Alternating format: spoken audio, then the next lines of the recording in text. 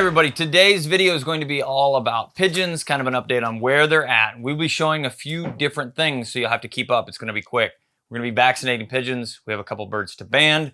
We'll be looking at the process of moving / weaning some birds, what that looks like. And then Bob's here. What up, everybody? We have the Lone Stone seminar this weekend, so he's in town for that. And I said, what better day than to shoot a pigeon vlog update so you can hang out with me? And he's like, thanks for inviting me out to scoop poop out of your pigeon loft. Nothing beats it. Dude, I love pigeons, and he's got tons of knowledge about them, so I'm just soaking it in. What we have here, and I've shown this before, this is our inside breeding cages. I try and utilize these as little as possible, but it is helping as I got an influx of some newer birds later in the season. So those birds kind of had to go through a smidgen of a quarantine type phase, as well as it takes too long for them to get used to the loft. So now, one thing that I want to touch on, in a previous video, we did a pond repair project. I want to show you kind of what that is looking like. If you come over here, check this out though. This is our little science experiment. So we put soil, we put the product called Dam Sealer. I put enough on basically that you would sprinkle to season a steak, essentially is the best way I could describe it. Then I put a little dirt on top, so equal layers of dirt. And then we filled it up with water, clear to the top. And that is kind of soaked down into the dirt. And then it has created this layer. It almost instantly stopped. You can see where it tried to peek down. So it started to sneak down a little bit, but then basically got grabbed by the product, leaving an almost, now it's separated almost an inch. You can see kind of this like floaty layer in there. So it's absolutely insane. I hope it works as well in the pond. If you haven't seen that video, go and check that out. But we will be updating you on this moving forward. Let's go take care of the pigeons. This is the record from the previous video that I showed here. I've got all this on my phone. These are all the birds that we've bred this year. Yeah, it's a lot.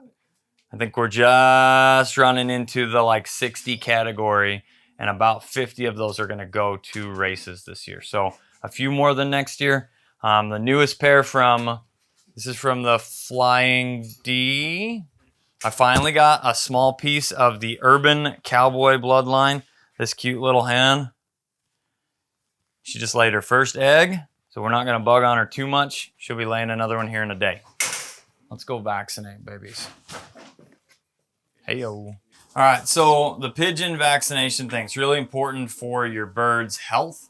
And this is an example here. We're gonna talk about this. I was talking about weaning birds. Here's an example. Typically what you're looking for is a full feathered underwing. This baby does not have it. Now this baby, one thing that we do in the process is I kick these babies out of the nest. There's a couple different ways to do it, but I've got smaller nesting boxes. So I kick these little guys out of the nest when they are in this zone because they're just about to be weaned. They need about another week, and mom and dad have already laid eggs again, and then these guys will crowd into the nest basically and kick the eggs out or just allow them to chill, and then they don't fertile. So or the babies die. So he's on the floor down here, but that's an example of a not weanable wing. And then let me see if I've got one of the younger, well, any of these guys are kind of in this zone. You can see here a fully feathered underwing, still a little thin through here, but this is definitely a bird that's in that zone that should be weaned. Now, what we're doing is vaccinating. I'm gonna show a couple of these here. I've never seen it before, so I'm really pretty excited. Okay, so vaccinations, they're just done subcutaneously, just like on dogs or anything else. Yeah. And we've got these pretty rad little injection guns, more of something that you would see in cattle type stuff they have, or just where you're doing a large number of vaccinations. You roll this little dial, you adjust, it needs 0.25 cc's. Okay. And then what is the vaccination cover for these guys? Yep, salmonella, which is kind of a weird thing to think about vaccinating for. But then PMV. Have you ever had pigeons in your collection of stuff that they kind of like their head twists around and they seem dizzy? Yep. That's PMV. Okay. So it's the #1 killer of pigeons, which is why there's actually a vaccination for it now. Very cool. When I do this, I like to evaluate the birds just a little bit. For me, holding pigeons, all you pigeon guys know I'm probably doing something just a little wrong. Please throw it in the comments. I'm always trying to learn, but I just look at balance, evaluate, look at wings. For me at this point, I'm not looking for anything specific necessarily. I'm just learning. Like, what can I see? Ooh, I like this baby. I'll write it down, and then we'll see, does it do well in the races or not? Sure. Can I gain any knowledge by just looking at all of them? Yep. So also checking for things, just are you healthy? You know, are you sick? So holding pigeons, what you're going to end up doing for me, pointer finger, middle finger, yep. And then you can kind of support just a little bit there. And what we'll end up going in, there's two ways to do this. You're at the base of the neck. If you go too high on the neck, there's a lot of blood vessels. If you aren't, and in the base of the neck, you can come up with a little bit of a void to shoot into. Now, some people will say, and I'm sure you're watching this cringing, to go this way versus this way.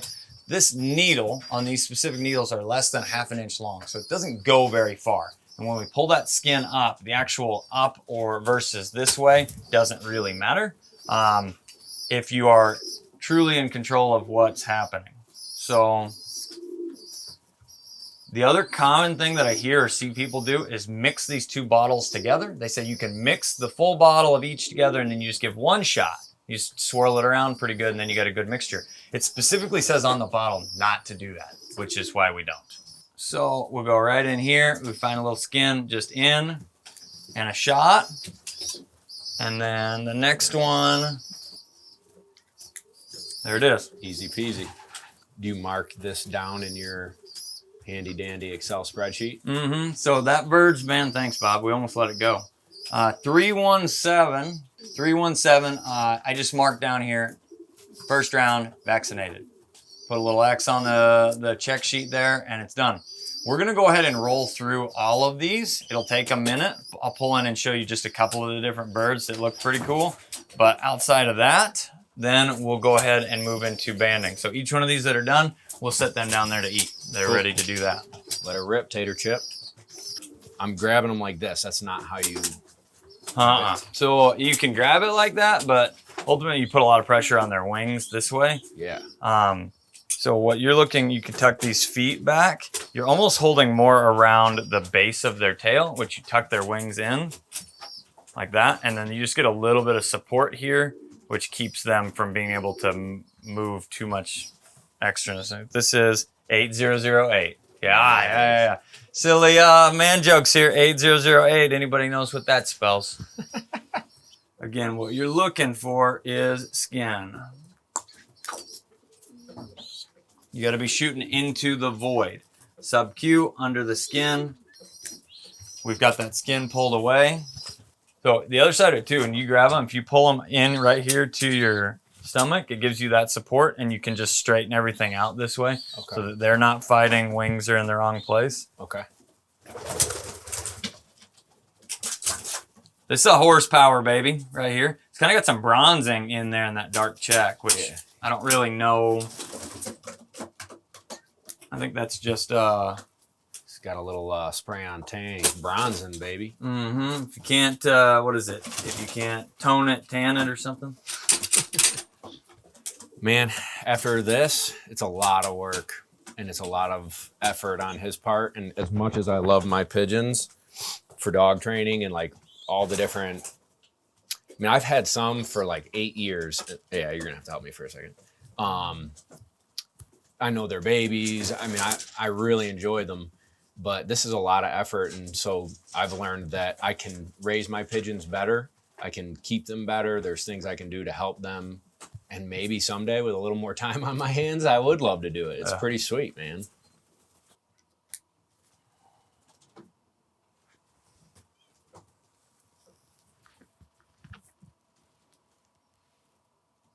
See how that's a little looser. Yeah, it's floppy. But this hen won money in the Hoosier. So you go, this baby's mother won.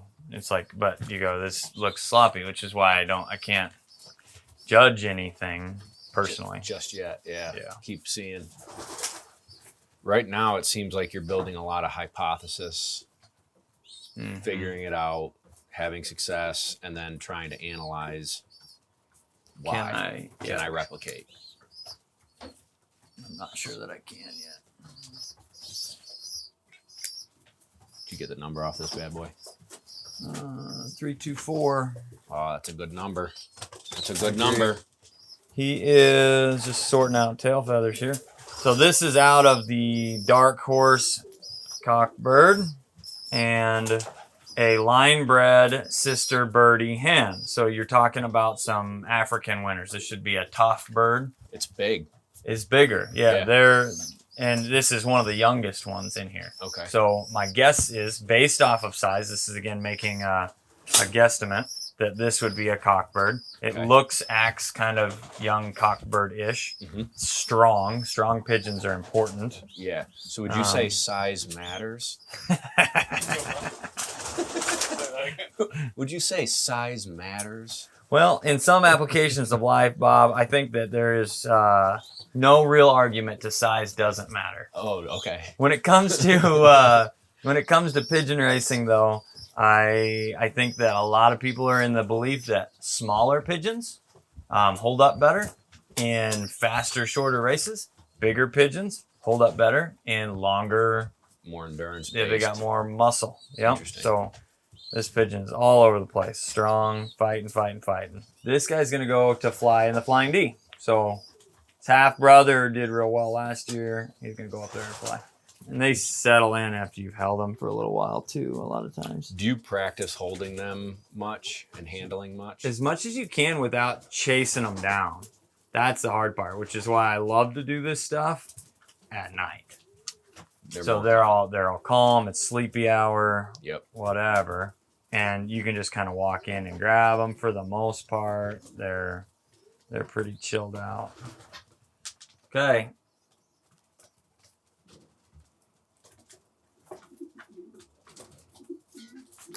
Oh yeah. Juicing. He's a good-looking bird. I think so. I like the little dark check. So his brother, Horsepower, though, is really small. But this race is that they fly in is it's a 400-mile finisher, and if it's a tough race, it's pretty good. It was not as tough a race this last year. It was a little more, they call it like a blow home. So they had a tailwind most of the way. It can be hard for them to navigate that, but it's definitely not as difficult on the taxing on the body. Sure. So 310 down there, eat some breakfast. Be a winner. Be a winner. What is in the mixture of food for them? Like it's a multi-grain looking diet. Yep. So Versalaga, they have a start formula, and then you can buy this on Chewy.com. Oh, cool. So then what I feed the homing birds is Versalaga Classic. It's relatively inexpensive, but it's actually pigeon food. Okay. So it's better formulated for, go figure, a pigeon than just feeding whole corn or scratch grains designed for chickens. Or I've seen people grab wild bird mix because it's got seeds. Not optimal either. No? How come?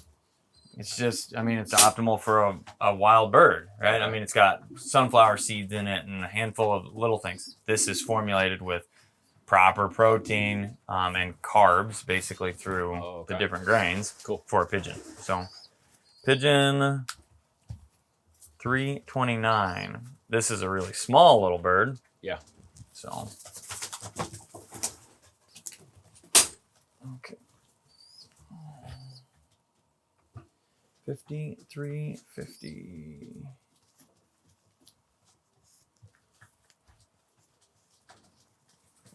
I have.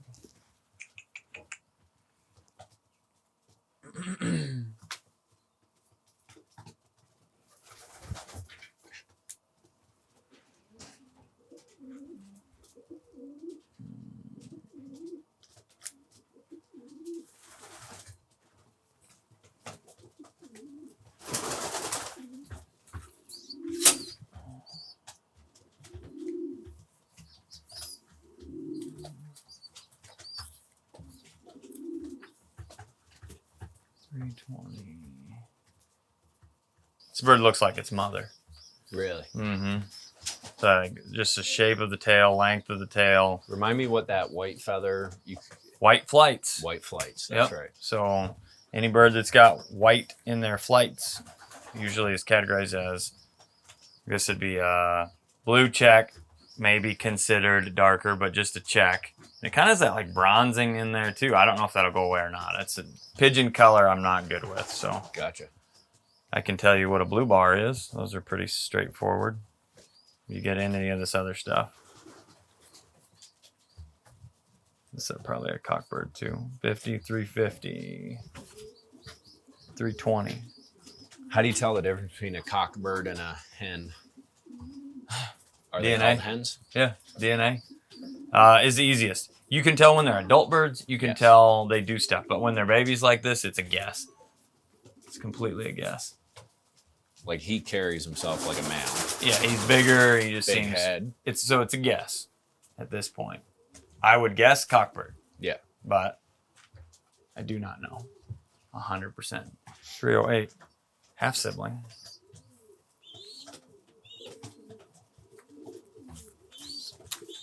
How often do you have to vaccinate? Once a year.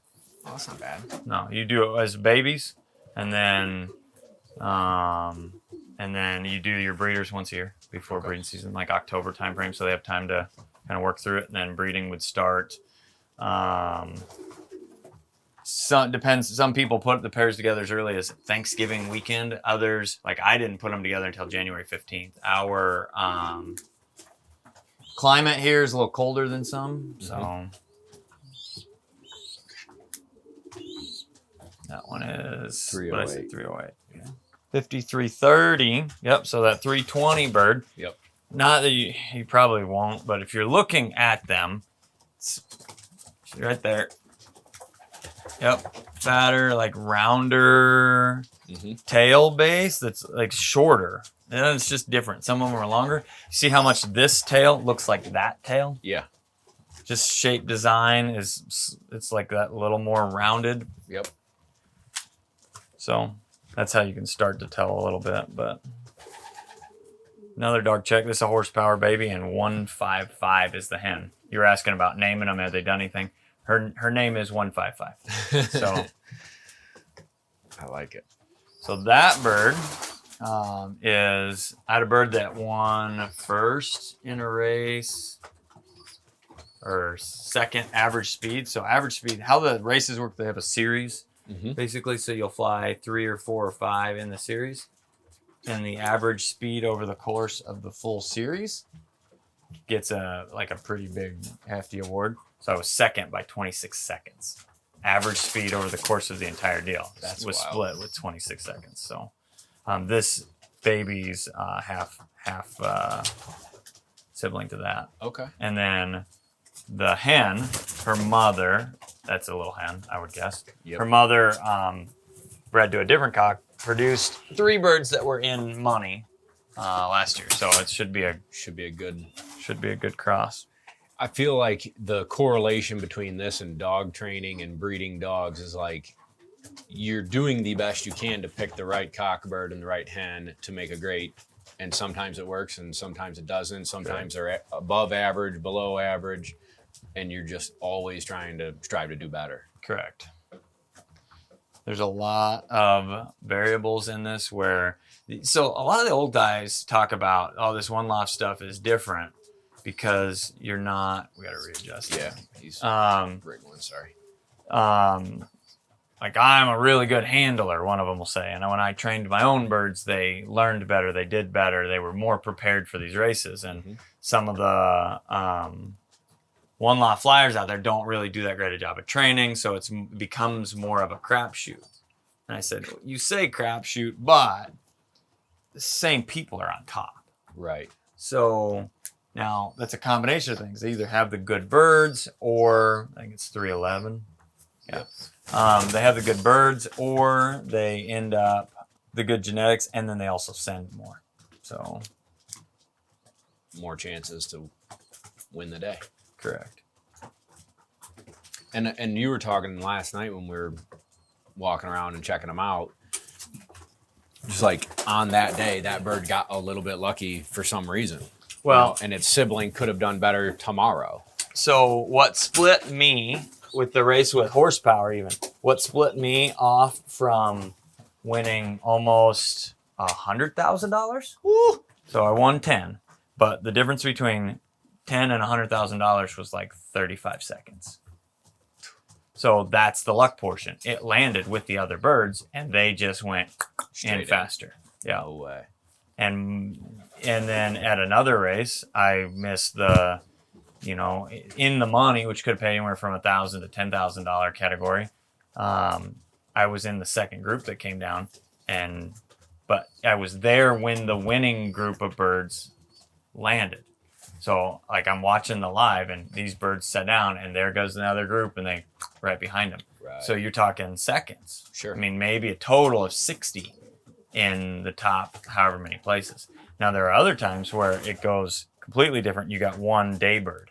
Only one bird makes it home that day. Really? Yeah. So those are the really tough race. Something happens. Yeah. The big race in Florida. This is 304. Big race in Florida that I was in. There were like 2,000 pigeons that raced, and there was 100 and some day birds. So very, very, very few. 304. So this bird seems to have a little bit light of feathers because I found its skin real easy. That could be a sign of maybe not as good a thing. Or it could be a sign maybe a bird that performs better in hotter, drier climates. Who knows? I just look at it and write it down, basically. But I don't even write it down. I just remember. All right, so we've got the last of the last. This is actually a training bird. It's going to go out to a gentleman's got some new homers. Looks like it broke a tail feather there. It'll go out this next week. So we'll do a video about that, showing how to pack a ship, birds, and kind of where they're going. And these guys will go. This guy will go on to train dogs for the rest of its life. Beautiful. Hopefully its life is long and fruitful. What are some tactics you use or do the trainers use and be cautious of with hawks?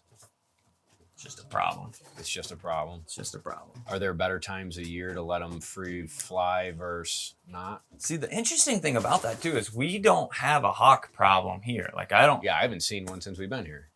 I've got a bunch. We've got a bunch. No, we've got a bunch, but they don't seem to bother the pigeons. Really? And I think that when hawks are really a problem is they will hit a group of birds, like they rarely are successful, but they scatter them and they get lost. The birds get lost. The birds get lost. Now, if they're around here, they're most susceptible on the ground. So if they're out picking around, wham. Right. Now, if they stay out at night, that's where you're going to run into issues where an owl will come through and pick them off real easy. Mm-hmm. So I've seen my crew flying around our farm. They'll sit on my silo and do like big loops of the farm. And I saw a red tail hawk come, split the group, chase a young one, take him out. Younger one for sure. Yep. Sure. Yep. Well, let's go ahead and get these other couple banded and then let everybody else finish up eating. Let's do it. Couple different stages in babies. We've got some little yellow fluffies, not ready to band quite yet. These guys up here, their mamas fall into that category of about ready to probably lay more eggs. And so we talk about moving them down in a few days, putting another bowl in here so they can lay eggs. I don't want them to lay any more eggs. We're done. So if she lays them, they get broken, so be it. Up top, we've got one baby that's kind of in that same little yellow fluffy stage. And then in this next section here, we've got some babies that need banded. And I'll show you what that looks like. So here's the example of what I was just talking. Eggs were just laid a couple days ago, so I moved these guys down to the ground. Their parents are still in here. They'll go down there and feed them. Here are the babies that need banded. We'll get you out of here. This is 90, Mr. Hoosier's brother. Beautiful bird. All right, let's grab. So, quick look at this. You've probably already noticed, and several people have asked me, "Sir, why do you have a pigeon feather behind your ear?" And it's part of the banding process. So, banding birds is pretty simple. You get a seamless. First, why do we band birds? Right? You get a seamless band. And this becomes our identification. It's got a number on there. So this is our ARPU. That's the American Racing Pigeon Union. They show the year. They show a band number that's associated with me because I ordered these. and then it has a randomly changing Greek symbol. So there's such a thing as counterfeit bands. These are official ARPU bands. Next year we'll have custom ones. They will say Pippet on them for my racing birds, and then all of our birds at the kennel, they'll all say Guy with the Pink Gun. So That's sweet. Yeah. So they're the pink gun pigeons race, basically. Now, if you get pigeons from us, if you see those available online for dog training and things of that nature, they're all going to have those pink gun bands on them. Now, you're going to go, you can pick left or right leg, doesn't really matter, but typically you're going to hold your baby like this, bring this leg back behind you. You bring the 3 toes together. You slide the band on. You can slide it on this way or this way. The way that you can read it when you're holding a pigeon like this will allow you to read it as the birds mature. And then you need it to weasel through there like that. If it's much looser than that, it won't stay on. This is where the feather comes in. We poke that in there, and then you just roll that little toe out. Always check your band here. Can it slide over that easily? If it can, just take it off because it's not going to stay. They'll kick it off and it'll get thrown out of the nest. So that little dark checks is the 40 band. And this baby here, you can see a little size difference. It's probably borderline too small, but we're going to go ahead and try it, and I'll show you what it looks like if it's not going to work. Again, I put the band on like that. See, that one went on easier. Toe pops out. Now let's see. Oh, it's still not coming off. This is probably a better day to band. That should stay on, no problem. So we have 2 little banded babies. Ta-da. Winners. That's what they are. Winners. Ugly sons of guns. Aren't they, though? A face a mother could love. Only a mother. That's right. And she's lying when she says it. 340, 360. All right. So seminar this weekend. I don't know if you saw this. The old Lone Stone. For any of you guys here that are, let's just cut the box, guy. What kind of knife did you give me? My dullest knife. Well, I'm saying right now that Gunner not only makes strong kennels, but they also make strong packing tape. Some banners. Heck yeah. That's pretty sweet. What is that? Oh, the nameplate. The nameplate. Just goes on there. And then one of these new food crates. Smaller version holds that 30 just pounds pops of out. dog food. So great for quick trips, hunt test weekends, Sweet. hunting trips where you don't want to take a 50-pound bag of dog food. Now, I will say, I say these things a lot because I talk honestly about the stuff that we do, right? Yeah. They show this. It's expensive. I'm like, 5-gallon bucket.